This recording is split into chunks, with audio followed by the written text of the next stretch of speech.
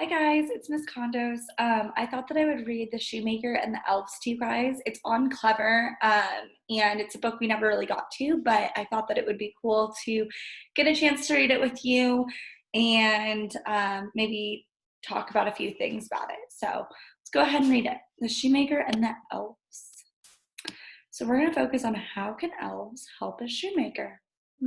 That's our question that's posed before we read. So that's something that should be driving your thoughts while we're reading, okay? Start thinking about how elves could help a shoemaker. Once upon a time, a shoemaker lived with his wife in a little village. Although the shoemaker worked hard, he could not earn enough money to make a living. One day, he found that all he had left in the shop was enough leather to make one pair of shoes. That night, the shoemaker cut out the leather and set it on his workbench. Then he went to bed.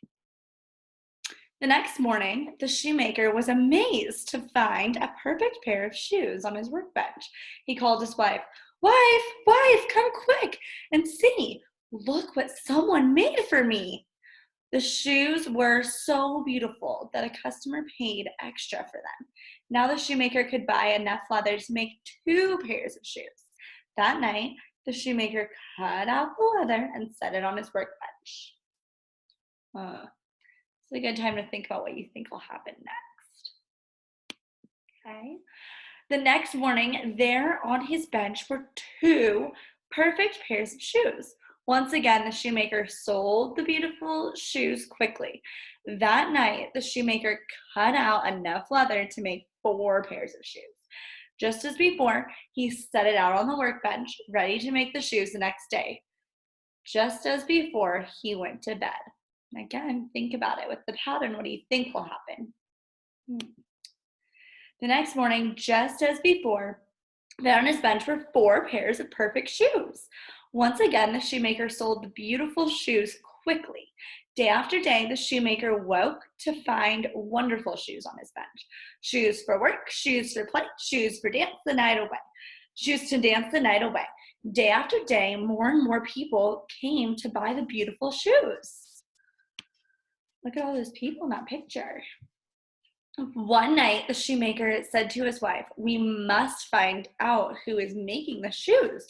So after supper, they hid in a cupboard in the back of the store and watched.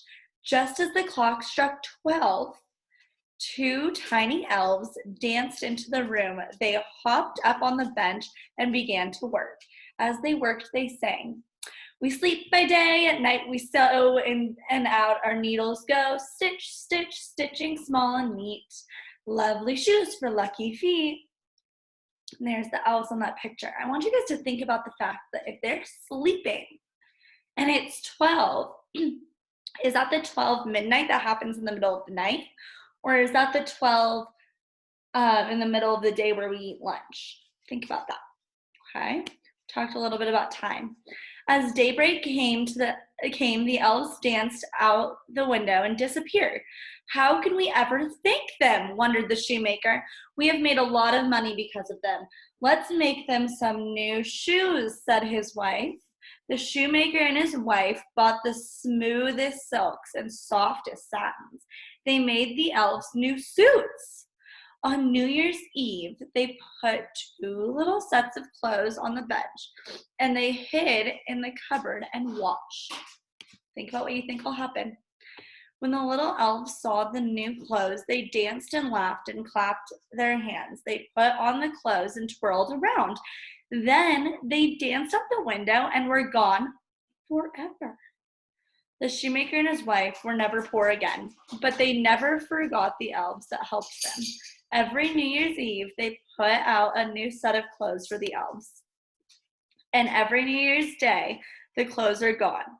What are they thinking in these pictures, okay? So I want you to think about a few things, okay?